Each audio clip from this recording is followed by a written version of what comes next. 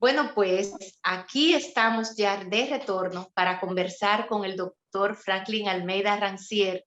Y como les contaba, el doctor Almeida, en una rueda de prensa en esta semana, anunció la posposición del primer Congreso del Pueblo, profesor Juan Bosch, y él explicaba las razones. Hoy él nos va a ampliar las razones por las cuales movieron el Congreso a pesar de que todo estaba listo. De hecho, vi una votación interesantísima que se hizo de manera virtual.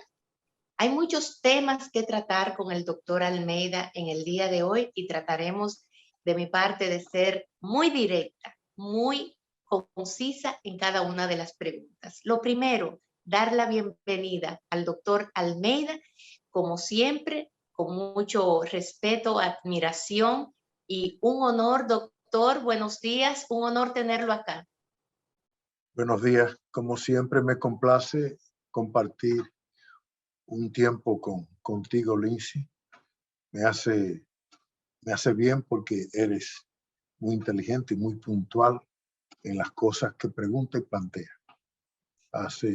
Nos ayuda mucho a los entrevistados a hacer un programa un poco más ameno muchas veces. Así que adelante. Muchísimas gracias, doctor. Muchas gracias. Doctor, quisiera empezar con el Congreso que celebró, o más bien, no fue, yo no sé ni cómo llamarlo, el PLD se reunió ayer y eligió nuevas autoridades, pero crónica de una muerte anunciada. ¿Qué le pareció? Bueno, realmente nosotros decidimos posponer el evento nuestro de plenaria como lo teníamos programado para esta fecha. Ayer domingo debió celebrarse, justamente porque queríamos dejarle el espacio disponible al PLD para que se visualizara lo que ellos hacían y que luego se visualizara lo que nosotros hacemos. Estos tiempos son tiempos donde los partidos políticos deben aprender, digamos, varias cosas. Una de ellas es a tener un nivel mayor de respeto en los debates, en las confrontaciones que puedan darse ante las diferencias de ideas y de posiciones políticas.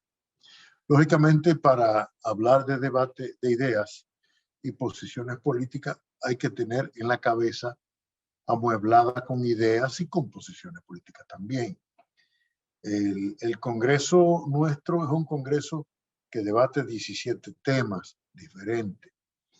17 temas que tienen que ver con aspectos muy puntuales. Ahora, lo del PLD era más bien y ha sido un proceso de elección. A mí me llamó la atención que después que abogaron tanto por elecciones primarias abiertas, no se celebraran abiertas. Me llamó la atención también de que no todos los que llamaron a elegir asistieron a votar. Me llamó también la atención de que el Comité Central se integró, se amplió, ellos mismos se ampliaron y ellos ampliaron el Comité Político y además pasaron de pronto también a elegir al presidente y al secretario general.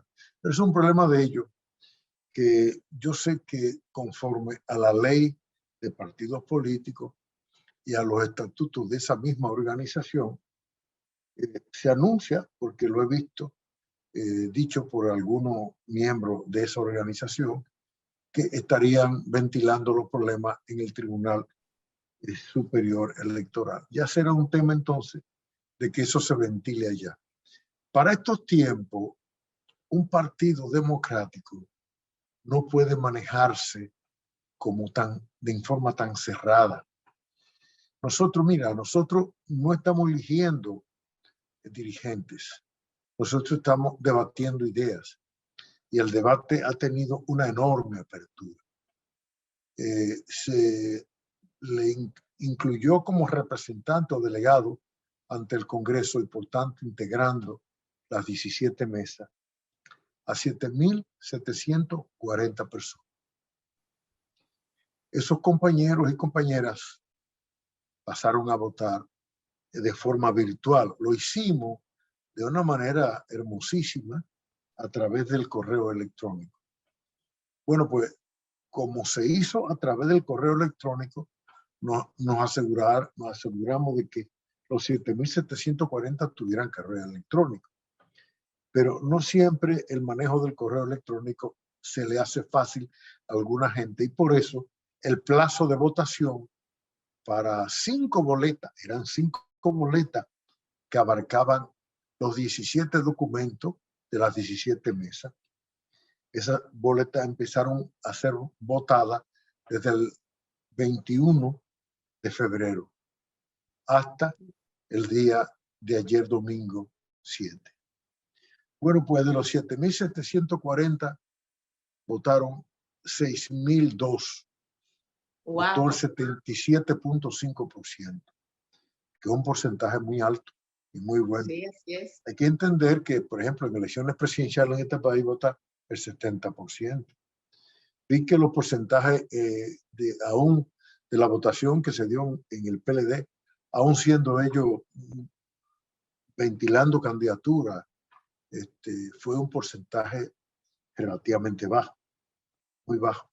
Pero bueno, ya digo que el tema de ellos es el tema de ellos. El nuestro está en que nosotros opusimos inicialmente de ayer 7 de marzo al 14, pero preferimos moverlo al 21 porque también el PLD de alguna forma hizo compromiso con el Palacio de los Deportes y nosotros quisimos, repito, distanciarnos lo más posible. El 21, domingo 21 de marzo, se va a proclamar la votación que ha habido en el Congreso de la Fuerza del Pueblo. La votación sobre las propuestas. Ya desde anoche está colocado los resultados de la votación en forma general. La cantidad que votaron, la cantidad que votaron por bloque, como le llamamos nosotros, cada una de las 5 boletas. Habían 3 boletas con 4 mesas temáticas cada boleta. Por tanto, 12 mesas temáticas. Había una cuarta boleta con 3 mesas temáticas y había otra boleta con 2 mesas temáticas. En total, cada una de las mesas tenía de 240 miembros a 600 miembros. Votaron unos miembros, pero habían presenciales, como le llamamos nosotros, presenciales digitales, que eran personas que se registraban para opinar en el proceso, pero como no se registraban como miembros y no eran delegados, no podían votar. Sin embargo, votaron los miembros y ya dije, la votación fue de 77.5% de la totalidad de los que tenían derecho a votar a través del correo electrónico. Funcionó. Y funcionó hacerlo así. Nosotros lo hemos hecho con la supervisión de la Junta Central Electoral, que ha desplazado inspectores técnicos y que le ha dado seguimiento al proceso. Los resultados en cada caso, qué se aprobó y qué no se aprobó, será dado a conocer más adelante. Porque apenas anoche, a las 12 de la noche, fue que culminó, como estoy diciendo, el proceso de votación. Lo del PLD lo veo ahora con un enfoque político. Siempre creí y entendí que Danilo iba a retener la presidencia de ese partido, porque iba a imponer eso como una condición. Él tiene el control completo de eso que yo llamaría una finquita de ganado, como si fuera un pequeño atero que maneja en consecuencia aquel partido político, y él lo necesita para su propia protección política y usarlo de esa forma. Vamos a ver qué tanto funciona la justicia en este país y qué tanto se supera la impunidad. Porque la verdad es que el gobierno dominicano hizo un compromiso, lo hizo el presidente de la República, y no se puede lavar la mano como Poncio Pilato y decir que no tiene que ver con eso. Sí tiene que ver con eso el Estado, por tanto, él es el jefe de Estado. Sí tiene que ver con eso el gobierno, porque el gobierno es el que motoriza la fuerza pública, desde el Ministerio Público hasta el apoyo al Ministerio Público para las actuaciones que sean pertinentes. Ahora bien, cuando digo eso, digo también lo siguiente.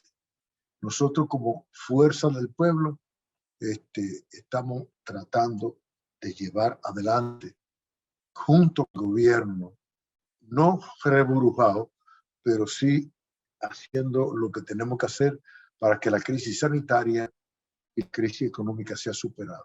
Hacemos propuestas, formulamos y hasta ofrecemos apoyo de nuestro personal humano en instalaciones partidarias para dar soporte en lo necesario.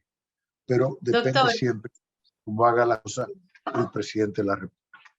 Adelante. doctor, pero Danilo, usted sabe que de vez en cuando Danilo como que se le va la chaveta, como dicen, como que se le van los frenos al hablar.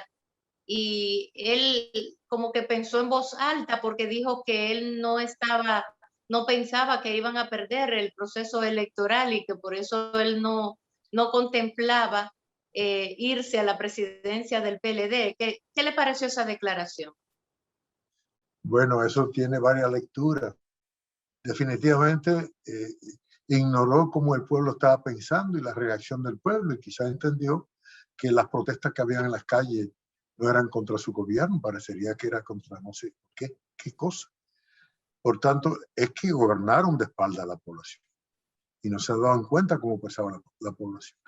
Y lo segundo, que la verdad es que, conociendo bien a Danilo Medina, él dice eso para justificar el ser presidente del PLD y no darle paso ahí a otra gente. Pero eso es un problema, repito, de ellos.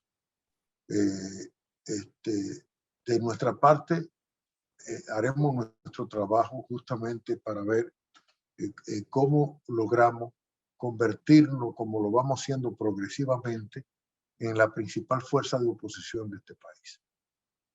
Doctor, en otro aspecto, el gobierno inició el proceso de votación. Me gustaría conocer su valoración al respecto. Han habido algunas quejas importantes, como la falta de planificación, la poca comunicación de parte del gobierno con la población dominicana, entre otras cosas, como por ejemplo ayer en la Pucamaima, en un momento dado, estaban llamando a que fuera cualquier gente a vacunarse porque se iban a perder las vacunas.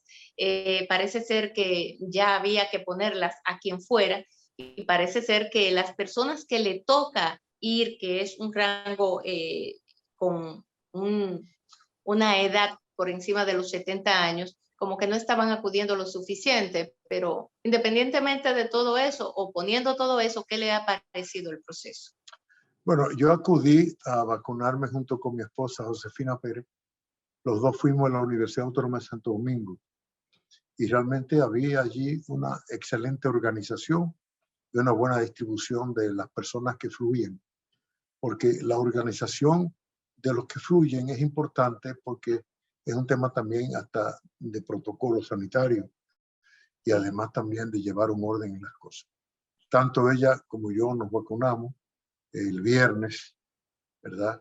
Y desde entonces yo, de mi parte, ni siquiera sentí el efecto de la misma vacuna. Y desde el viernes hasta hoy lunes en la mañana no he sentido ningún síntoma de ninguna naturaleza. Porque a algunas personas parece que le da algún tipo de reacción. De mi parte, tanto ella como yo tenemos que volver a principios del mes de abril a ponernos ya la segunda toma. Realmente lo mejor que puede hacer la población es justamente acudir a estos centros de vacunación, que me luce que las cosas se van desarrollando de una forma adecuada. Esa es la impresión que tengo por lo que vi, por lo menos en la Universidad Autónoma de Santo Domingo y lo que he visto en otros centros de vacunación. Hoy, lunes, La vacuna es necesaria. sí. Perdóname, la vacuna es necesaria porque es algo que previene la enfermedad. La enfermedad es un virus que realmente hace mucho daño, afecta mucho. Adelante. Doctor, hoy Fulcar dice que inician a vacunar la clase docente, a los docentes. Con esto ha habido algunas confusiones en la comunicación, pero finalmente inician hoy. Fulcar había dicho que hasta que los profesores no estuvieran vacunados, ellos no podían iniciar las clases presenciales.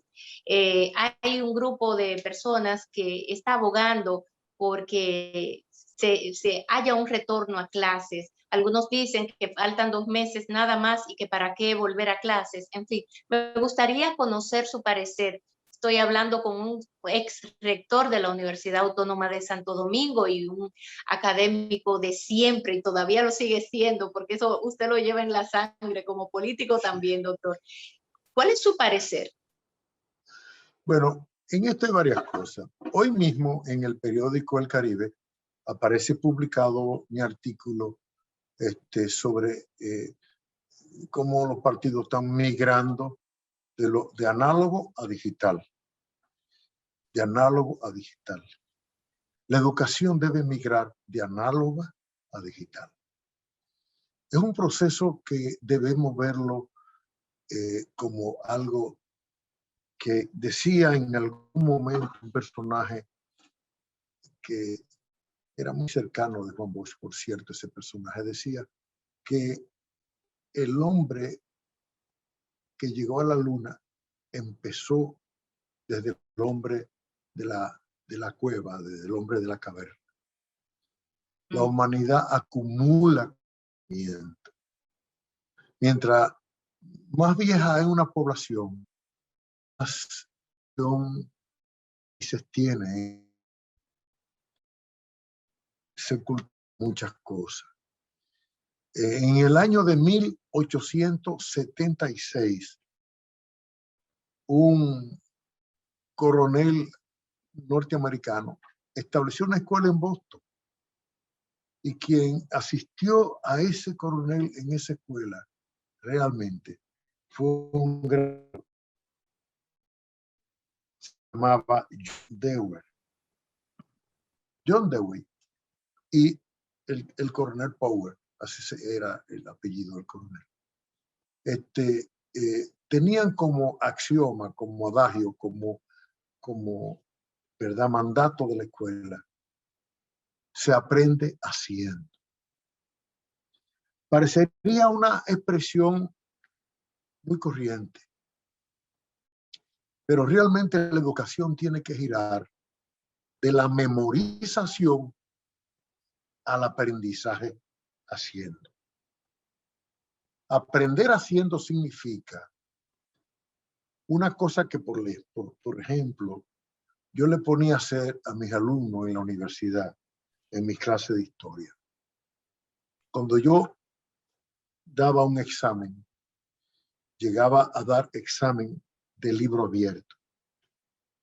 El examen de libro abierto era que el estudiante recibía un cuestionario y podía llevar los libros que quisiera llevar, las notas que quisiera llevar también, y consultarla para él dar aquella respuesta y hacer aquel examen.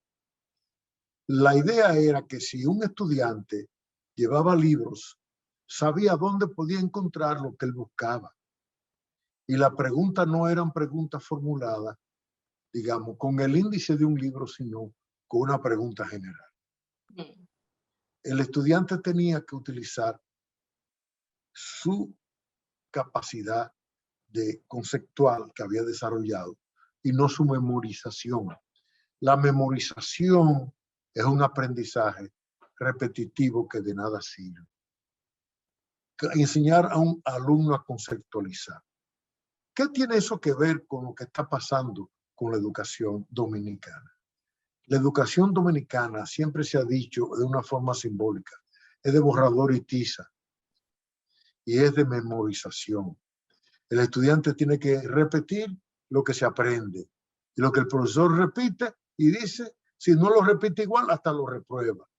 Sí. Resulta que hoy en día, utilizando los medios digitales, no hay mayor oportunidad para transformar la educación dominicana y convertir la educación dominicana de una educación de memorización a que el alumno aprenda haciendo. Y en consecuencia el profesor tenga como misión monitorear, virtualmente por las redes, por la vía electrónica, los planteamientos hacerle a los estudiantes que tengan a su vez que rendir un informe de lo que hacen, sea por escrito o sea haciendo algo concreto y específico que bien puede ser mostrado a través de una pantalla. La educación hoy en día, definitivamente aquella expresión de la gente del pueblo cuando dice no hay mal que por bien no venga, se aplica a la pandemia, porque la pandemia nos está obligando a transformar y tenemos que transformar la educación. Transformarla y hacer, como decía Einstein, que es el mismo adagio, pero dicho más académicamente.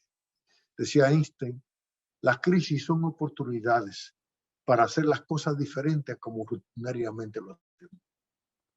Entonces hay que tener inventiva, hay que tener creatividad. El tema no está si el niño va a la escuela o no va a la escuela. El tema está cómo usted apodera los medios tecnológicos y digitales hoy en día, que son fabulosos utilizar para desarrollar una educación. Y yo me pregunto, ¿y no hay acaso maestría a distancia, virtuales, que lo ofrecen universidades europeas muy prestigiosas y no se gradúan como tales profesionales bien formados? Bueno, que en algún momento tienen que rendir un informe y llevar todo una tesis y un libro escrito y entregarlo. No tienen ni siquiera que entregarlo físicamente. Lo pueden entregar virtualmente también. Porque si hay algo hoy en día en los medios digitales en abundancia, son librerías y bibliotecas en cantidad para ser consultadas. Óigame, es una oportunidad para transformar la educación. Yo confieso que cuando yo vi que se planteó inicialmente de parte del gobierno iniciar un proceso de aprendizaje de la educación, aperturar la educación, y se hablaba de clase en televisión, clase en radio, eso es muy impersonal. No es igual hacerlo cuando el maestro tiene por delante a los estudiantes en conexión directa y personal.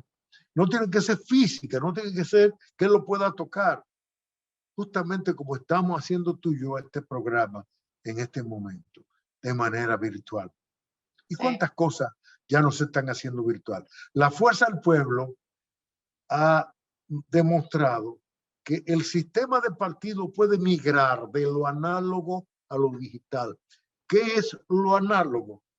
Bueno, lo análogo era la forma de comunicación que teníamos antes, donde usted le daba un descado a un teléfono, donde la información estaba incorporada al mismo teléfono, pero usted tenía que moverlo con un sistema de comunicación también electrónica o también eléctrica.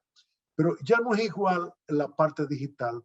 La parte digital incorpora una riquísima información, como si fueran memorias, donde tú puedes cruzar y donde tú puedes trabajar ampliamente. Hoy en día, la Fuerza del Pueblo le está diciendo a este país y al mundo que los partidos políticos pueden ser digitales. Y hoy en día, la crisis sanitaria le está diciendo al mundo que la educación tiene que cambiar. Pero tiene que cambiar la educación.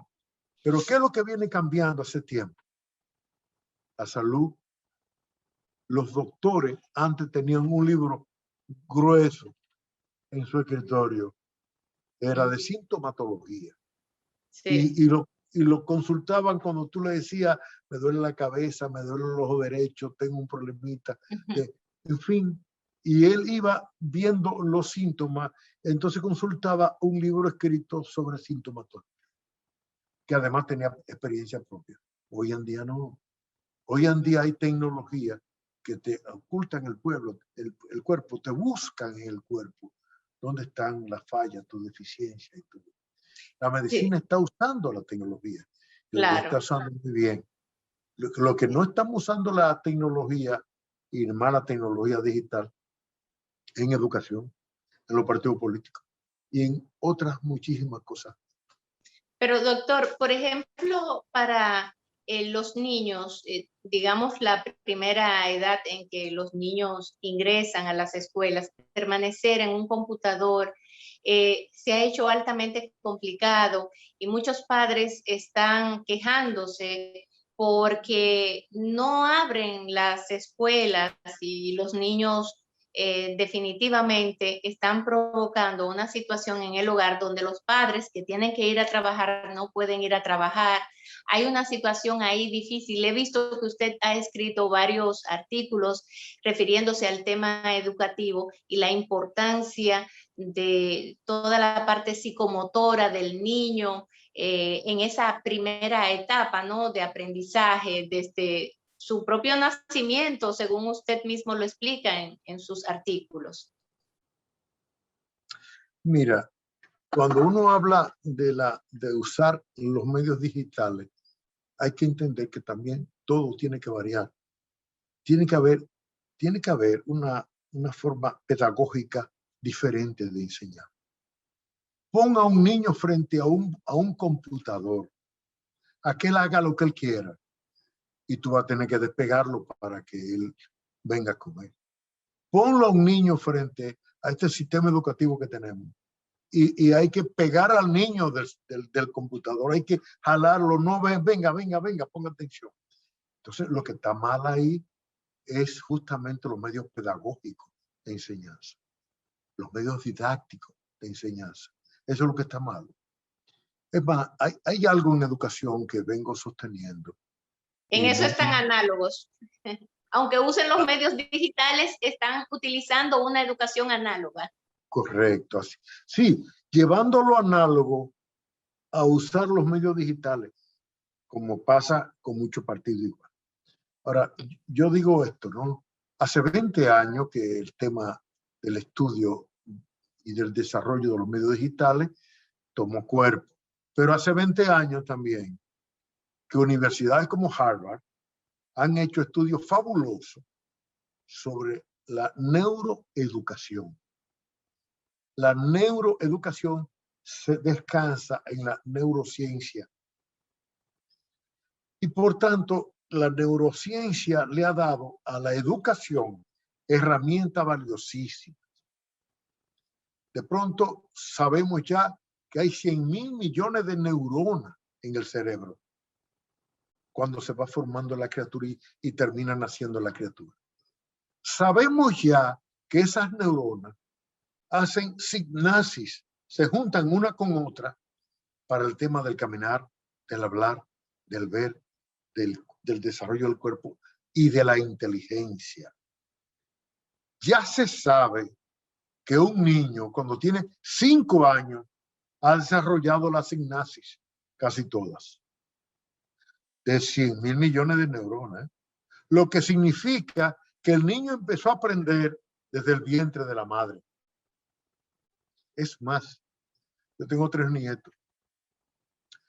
A los 3 nietos, la madre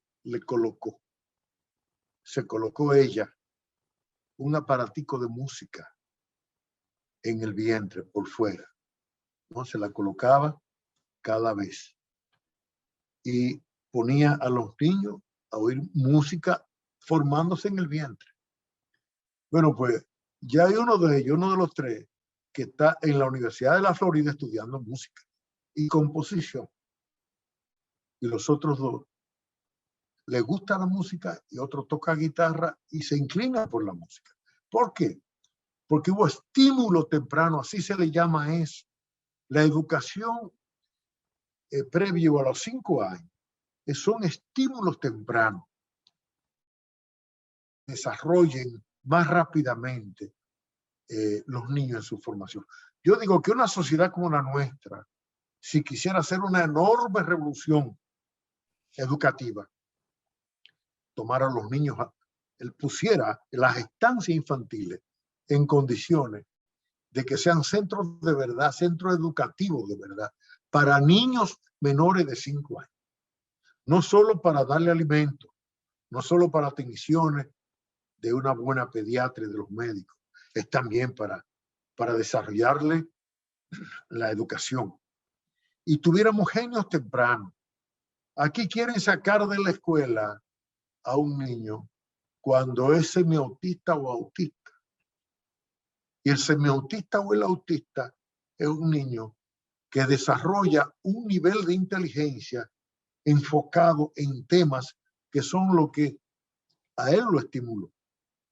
Y de pronto se concentran en eso, son poco sociables, es verdad, tienen manifestaciones, pero nadie se atreve a decir que son niños enfermos, porque no lo son. Es una condición que tienen.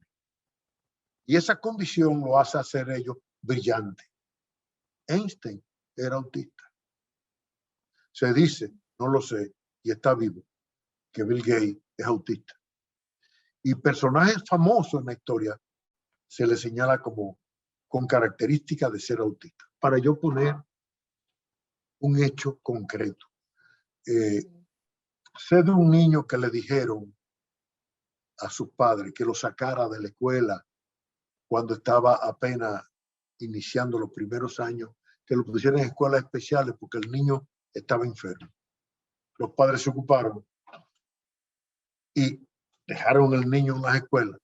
Y ese niño, que lo conozco, sé cuál es, se graduó de bachiller ya con 99 de promedio. Porque, ¿qué pasa con la educación de este país? Es una educación pre-ostosiana, inclusive ni siquiera es ostosiana, pero es una educación análoga de memorización y no de conceptualización. Sí. Y aprovechemos esta pandemia y aprovechemos los recursos que tiene que disponer el gobierno para la educación, para transformar realmente la educación. Bueno. Hay que transformar la educación. Hay que hacer las cosas diferentes porque la pandemia como crisis nos obliga a hacer las cosas distintas. Hay un tema que se ve claro. Yo creo que Abinader está haciendo un gran esfuerzo por hacer un gran gobierno. Pienso, sin embargo, que lo que él no tiene es fuerzas organizadas a su alrededor que le den coherencia a lo que va haciendo. Y si él no le pone, y si él no centra y no pone un poco más de coherencia en esas fuerzas que le rodean, su gobierno se va a ver cada vez más disperso. Y esa dispersión del gobierno no conviene en momentos de pandemia y de crisis. Crisis económica, fruto de la crisis sanitaria. Sí, sí. Pero crisis económica es que te crea una crisis social. Y de pronto, crisis de salud sanitaria, crisis económica, crisis social, conduce a la ingobernabilidad. Y la ingobernabilidad significa que no haya fuerzas que respondan para darle coherencia a un gobierno. Doctor, bueno. Es un riesgo que tenemos por delante. Y un PLD que está al acecho para hacerlo fracasar. Bueno, y que el mismo PRM ha permitido que en términos económicos se mantenga muy fuerte ese PLD, de forma tal que incluso ha dividido los recursos que le tocan a todos los partidos políticos, el 80% entre ellos dos, entre el PRM y el PLD, porque ustedes en la Junta tuvieron dificultades con el Pleno de la Junta decidió mantenerse en una posición radical de su primera decisión de que ustedes no son... Ya eso está en los tribunales. Sí, ya eso está en los tribunales administrativos también. Tribunal Superior Administrativo que tiene que variar eso. Aquí hay un tema. La democracia descansa en fuerza organizada, como son los partidos. La sociedad debe recibir un régimen democrático pleno, pero los actores principales son los partidos. Usted no puede decirle a un partido político que está reconocido, como tienen que decirle a todos los partidos que logran algunos niveles de elección, y entonces crear una desigualdad en los recursos del Estado para sustentar esos partidos políticos. Y todo fue una manipulación, y esa manipulación fue justamente encabezada por Eduardo Estrella, presidente del Senado, que él puso ahí y logró poner ahí, colocar ahí a un miembro de la Junta Central Electoral que ese miembro de la Junta Central Electoral creó algún nivel de perturbación. Apellido Vallejo. Y ya sabemos ahí. Hay que decir los nombres con pelos y señales para que la gente entienda. Dominicano por el Cambio, creo que se llama así o algo parecido. Sí, bueno, ahí el líder sacó un 1% y bueno, de pronto está haciendo cosas porque abusa a veces de una relación quizá de amistad y de confianza que le han dado. Sí. Doctor, y finalmente la situación del país, usted que dice, bueno, hay una crisis sanitaria, pero también hay una crisis política, perdón, una crisis económica producto de la crisis sanitaria, y un gobierno un tanto disperso.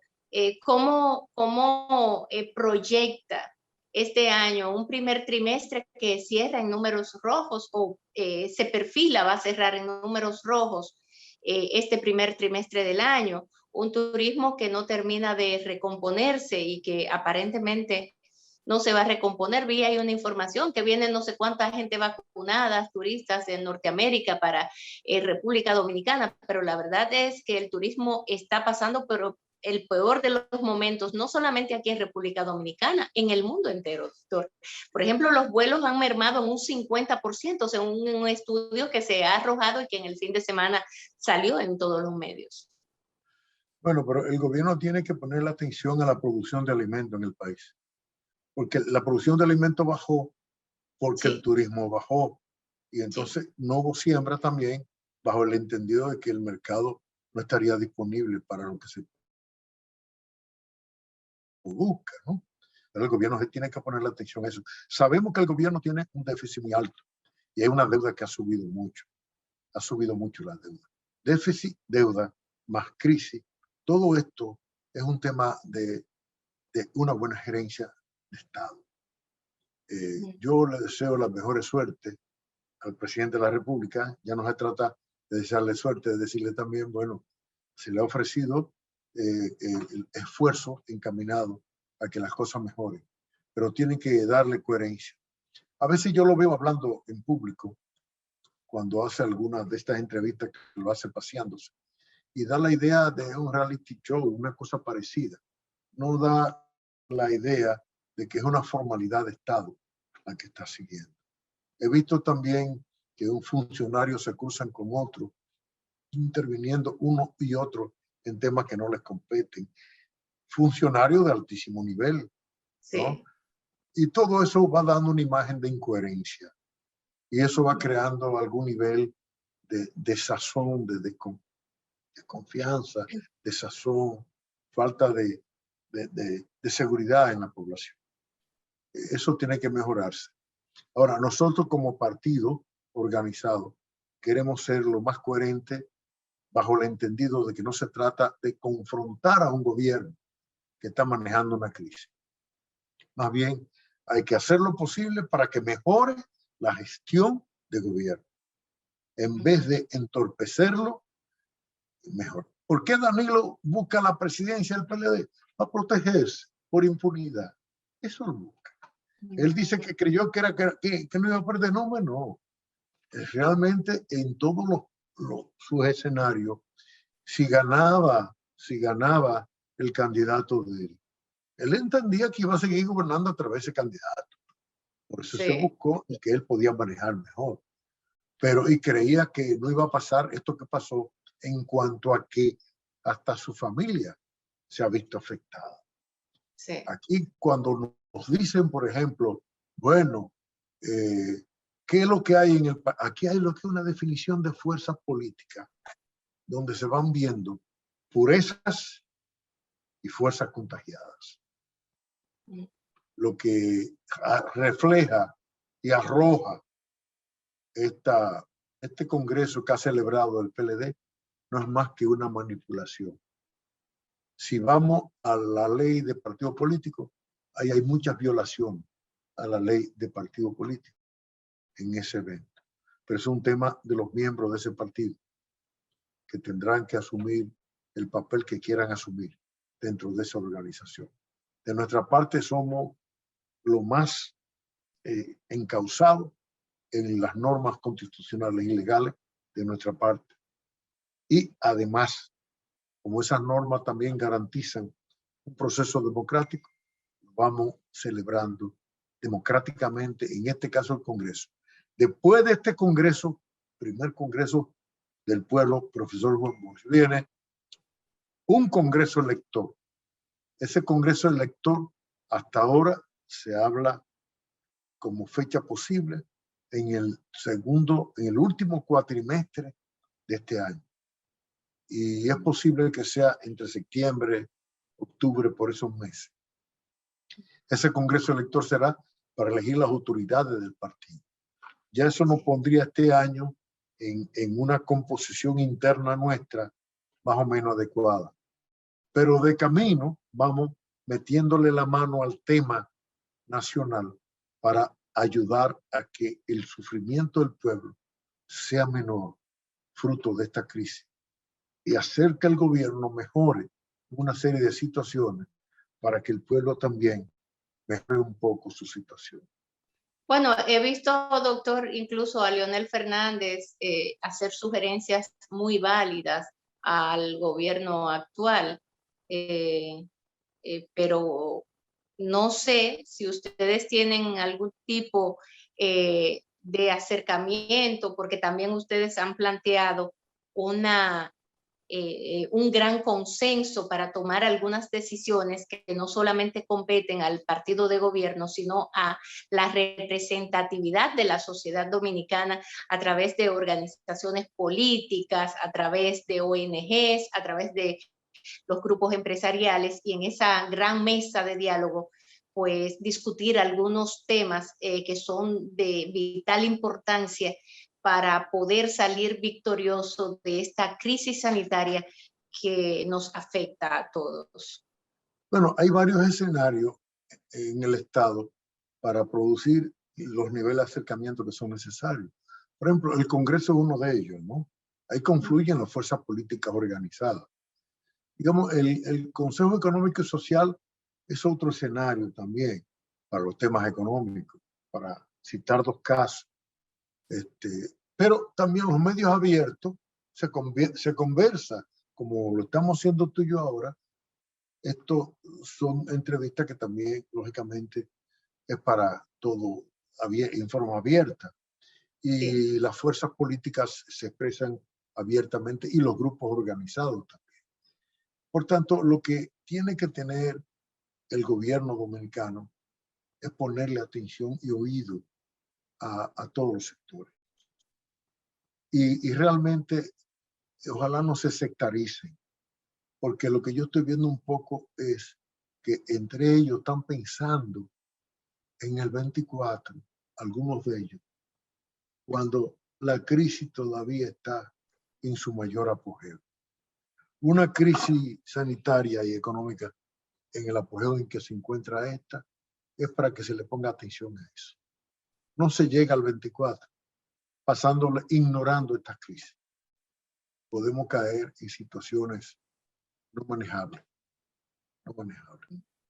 Doctor, le agradezco muchísimo su intervención del día de hoy. Como siempre, para mí es más que agradable, es todo un aprendizaje conversar con una persona de su nivel y tratar todos estos temas de interés nacional, que estoy segura que nuestro público, el público de Por la Mañana, ha prestado mucha atención a esta conversación con usted, empezando la semana. Yo agradezco la invitación, Lindsay. Gracias, muchas gracias. Te doy los buenos Muchísimas días gracias a usted. y una feliz semana. Muchas gracias, doctor. Hasta la próxima. Bueno, amigos, así finalizamos por el día de hoy y mañana, como siempre, temprano, les prometo traerles otro contenido. Bueno, quizás no con un personaje tan importante como el doctor Almeida, pero siempre tratando de traer algunas de las últimas informaciones y discutirla con ustedes, por lo menos para ponerlo a pensar un poquito sobre los distintos temas nacionales. Feliz día.